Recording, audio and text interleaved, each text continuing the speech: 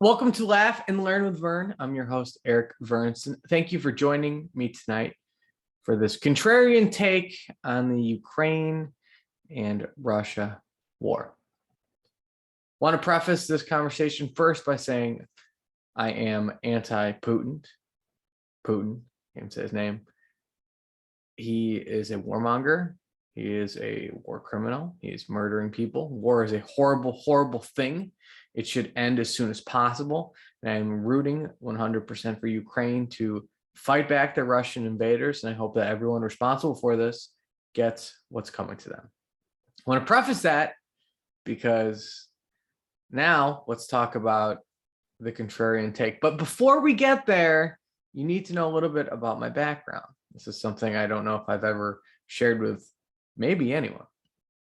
My contrarian path starts about 2007, 2008, something like that. Let me see when the title of the book came out. I can't even find it, but a good friend of mine told me about this book called The Game. At the time, I was trying to date people and I just wasn't having that great of success. Let's see, when did the book come out? I guess I could have did this before starting the podcast, huh?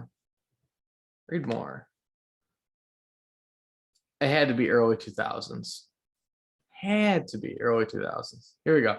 2005. A friend of mine who had already graduated college told me about the book. And I was like, nah, I don't know about that. Like, I'll be fine. Then I ignored it. And then I was kind of intrigued and I still wasn't doing as well as I'd wanted to in terms of dating. And I started reading the book. It was probably called 0809. So towards the end of college. And the book essentially says, for those, spoiler alert, this book's written by Neil Strauss, who is a really fascinating person. Google him, check him out. If you don't know anything about Neil Strauss, I highly recommend you look into him. He is a fascinating, fascinating guy. It is a contrarian way to meet women. I don't recommend everything that they say and do in that book, especially not in 2022. But the idea is you're the catch and you need to, instead of being shy and whatever, you don't care about the interaction. It's more of a scientific, just trying to see what happens, test some things out, A/B test, try some different things to make sure that people know that you're the catch and, play a little cat and mouse game. It's interesting. It's totally different than before. It's not, it's not going up and, can I buy you a drink? It's a different approach. And I don't actually remember what the approach is. It's been a few years. I've been dating someone for a couple of years. The game is not exactly in my focus. Fast forward a couple of years. I read the book, kind of tried the stuff out, but I'm like, I'm not really that comfortable. And then I go through a terrible breakup. This is 2012. There's another book, and it's by Neil Strauss. And it's essentially a 30-day doing things to learn how to get out of your comfort zone and to become a better version of yourself. And the idea is eventually you attract this energy. People want to be around you. You're interesting, you're fun, you're doing things. For example, having a busy calendar, having things to go to. So when someone says, hey, can we do it on Wednesday? You say, actually, I'm busy. And they go, oh, well, Thursday, I'm still busy. Maybe next week we'll figure something out. And they're like, wow, this person, it's pretty cool. They chase after you because you're the busy one. So this continues. Here's the catch. You're probably wondering, okay, great. Was it TLDL? The stuff worked for me. The stuff started working for me. I did attract people to go on dates. I would say some of these things that I didn't totally even believe, and they would work. And then I started to believe them. And when I would say them more, they would work. I know. I don't know what you're thinking, but just go with it. The stuff worked for me. That was in 2012. Now we're in 2022. I've been escalating my contrarian behaviors over the past 10 years. The results, living a life I never could have dreamed I've had. It's true. back in the day when I looked at 30, 35, I don't know. I really didn't know what that even looked like.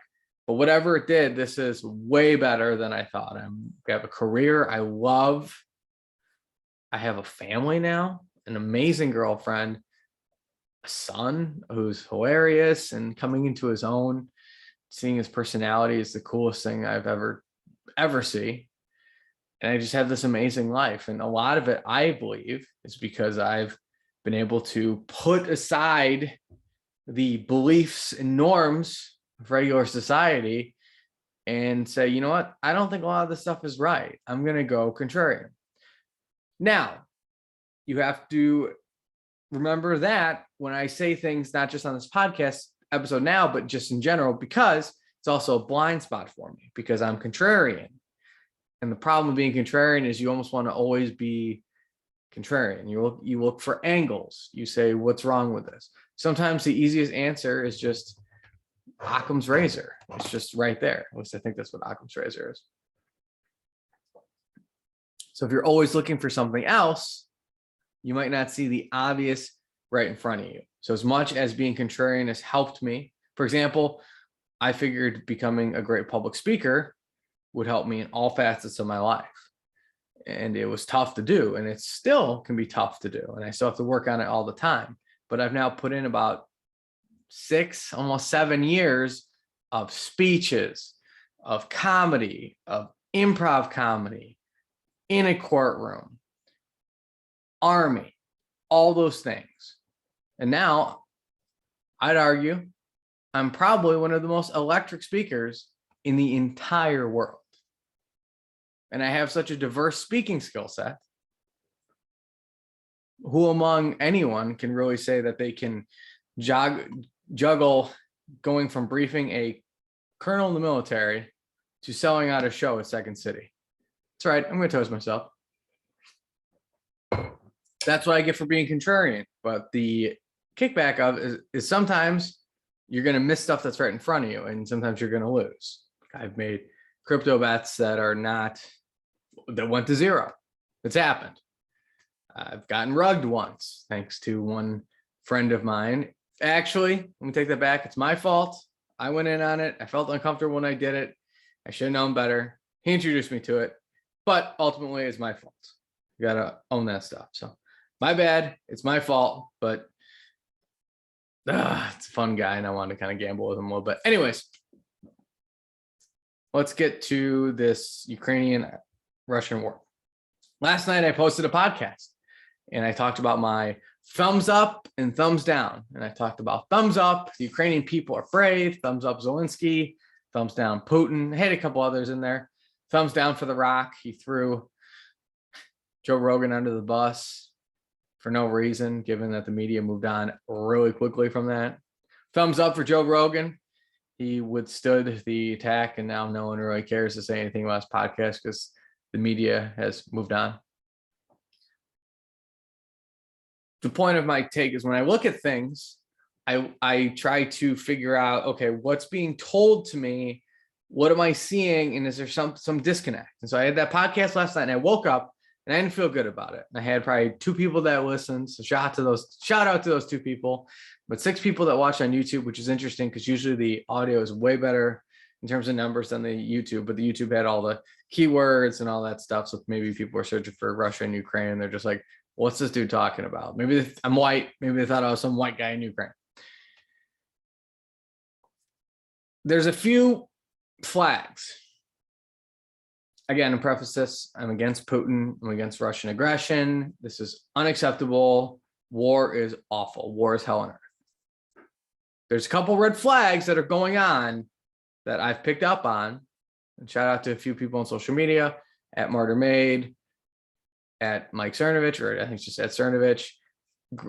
And some of this came about before I saw, but Glenn Greenwald's kind of said some of the things too. But there's one, the biggest red flag to me is this, and Mike Cernovich calls it a hive mind. And I didn't think of it as a hive mind, but they're now, and I've seen this now, this is the 4th iteration of this. It's the 4th time this has happened in the last 2 years.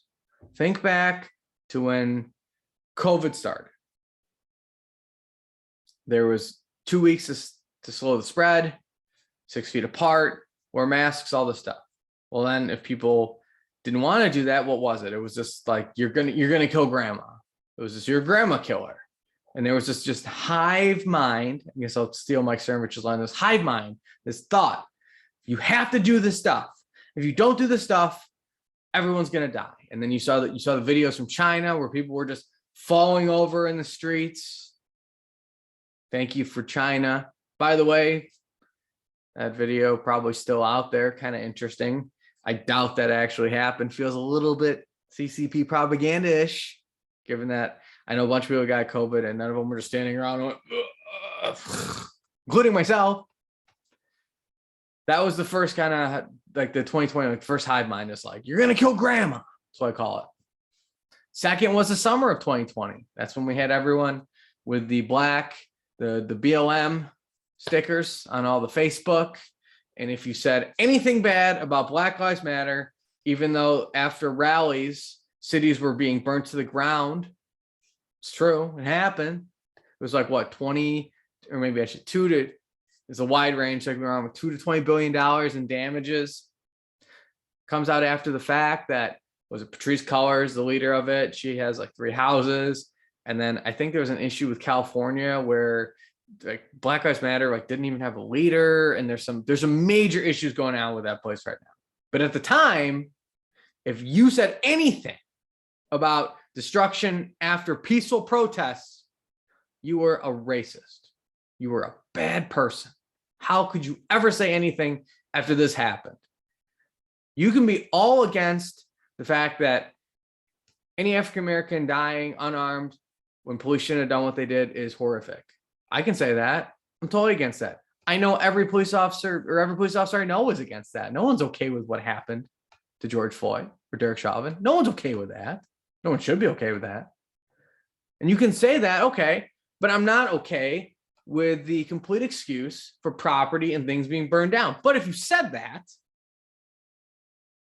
if you went against the orthodoxy, you were a racist, you were all these things. You were a bad person.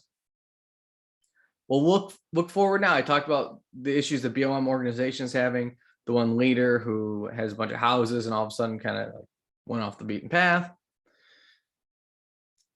Murder rates, crime rates are up across the country. Now, I don't know if that's every single county, but I saw Atlanta has like a huge spike in murders and rapes.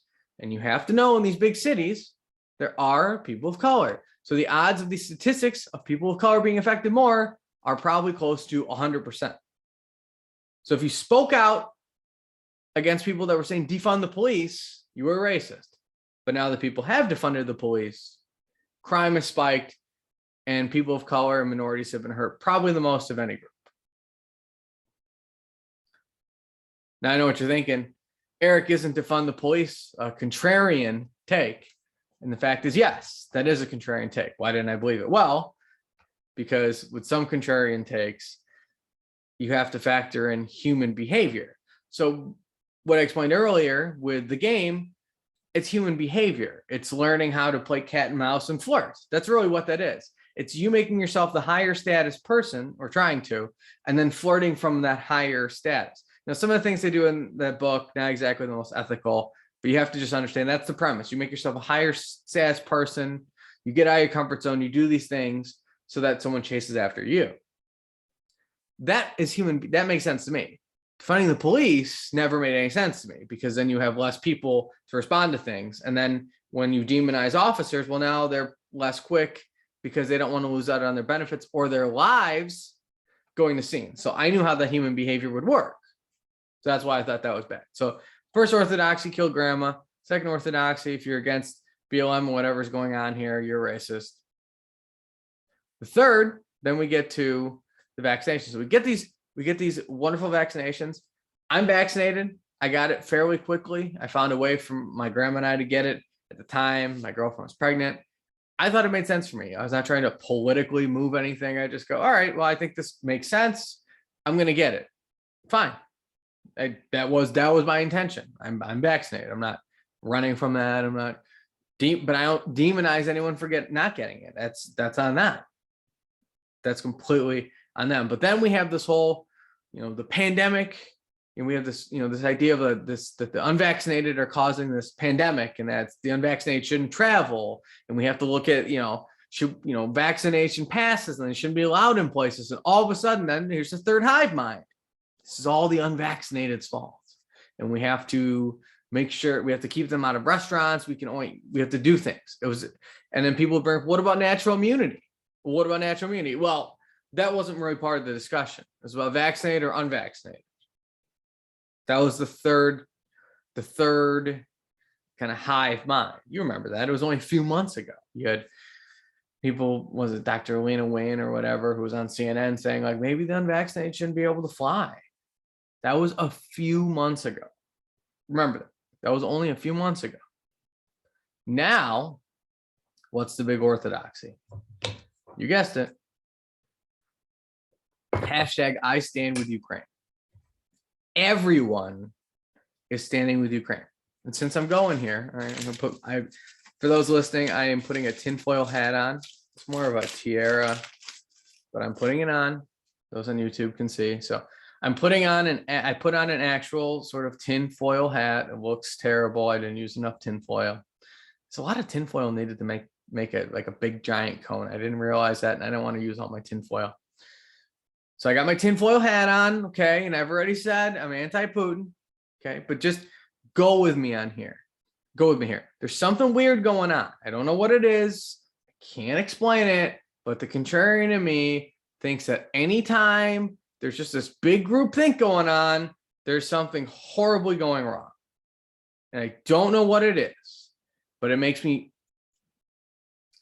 nervous, a little nervous. I don't want to say nervous, but yeah, maybe nervous that you cannot say anything that deviates from Putin is evil. I stand with Ukraine. And it's not that it's an issue that he is evil. I think that anyone trying to kill someone definitely has that to him, or that I don't stand with Ukraine. I think you need to stand with a country that's being invaded right now. Look at how it's mobilizing people from around the world, but just everyone. And you have to say those things. What does Putin want? I still have no idea. I'm trying not to laugh at myself because I look ridiculous in a tinfoil hat. What does Putin want? I have no idea. I've heard he wants Ukraine to be neutral and no NATO, because he looks at NATO as essentially U.S. aggression on them. If NATO is essentially mostly the U.S. and the U.S. is then then NATO is Ukraine's NATO, does that look like NATO is being aggressive and moving closer to Russia? You make that call. I've also heard that he's religious and that Kiev was the religious capital of Russia. That's where Russia essentially was founded by things like Rus the Great.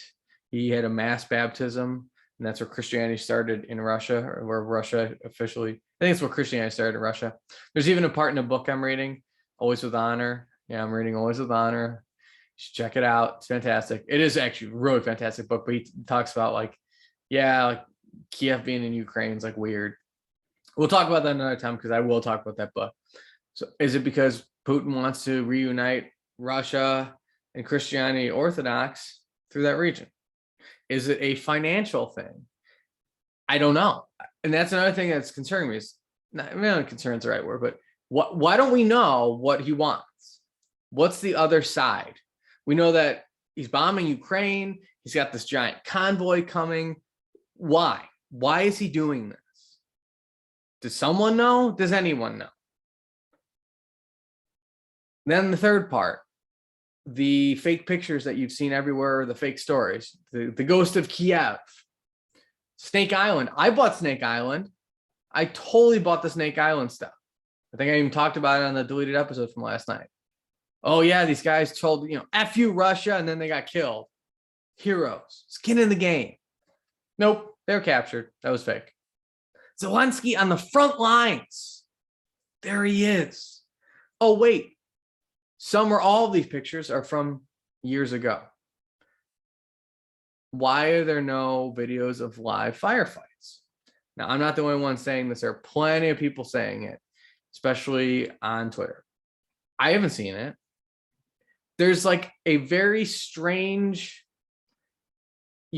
you get the videos of people hiding, you get the pictures of the women with the AK-47s, but you don't actually have any videos of anyone fighting. It's a little bizarre to me. So you put together all three of these things. We don't know what Putin wants. The pictures are either fake or don't really show much.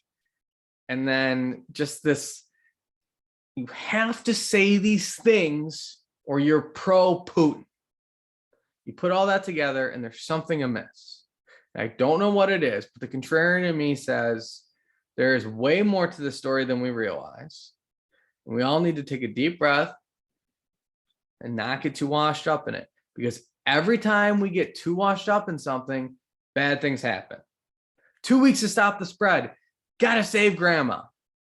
What happened? Well, after 2 years, we're finally having masks off pretty much around the country. And by the way, COVID is over. Congratulations.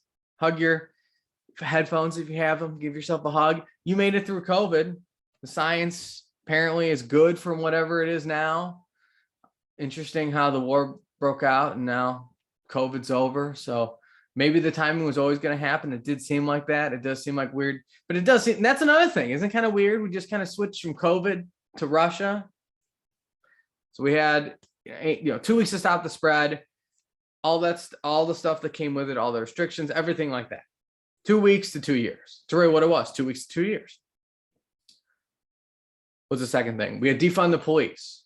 Police departments across the country were defunded, and a lot of those places have skyrocketing crime. And if I'm wrong, fact check me. I could be wrong on that, but I'm pretty sure almost every place that I've heard that defunded police now has increased crime. Then we get to talking bad about the unvaccinated and trashing natural immunity.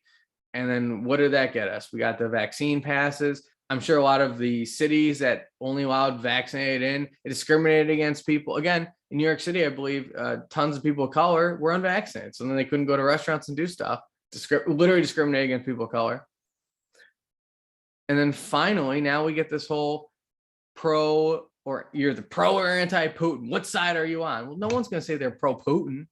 Nobody's going to say that. And then Xi Jinping isn't going to say he's pro-Putin. So now but then here's the problem with this. There's no pushback on anything. So what is going to happen is, or what I would guess is, and let me know if I'm wrong. Tomorrow night, the State of the Union, when President Biden starts talking about Russia, you're going to have people on both sides of the aisle stand up. Everyone's going to be clapping because we're the United States and we're against Russia. You're going to see it. You're going to see everybody clapping against that, clapping for that. That's right. We do want to be united. What comes from that? What laws are we going to try to do? What money are we going to send? Who's that money going to go to? After 9/11, we were all united. And that's when weapons of mass destruction happened. And that's when we all went, yeah, we got to go into Iraq. And look where that got us. Because we were all united. We got to get the terrorists. And he's a terrorist. And they got weapons of mass destruction. We got to get in there. And then look what happened. So I'm just saying everyone should be on their guard. I'm not saying Putin is anything but evil. I'm not saying we should do anything but support Ukraine and hope they stand, and thank Poland and all these countries that are taking in refugees. They're showing the lighter side, truly God working.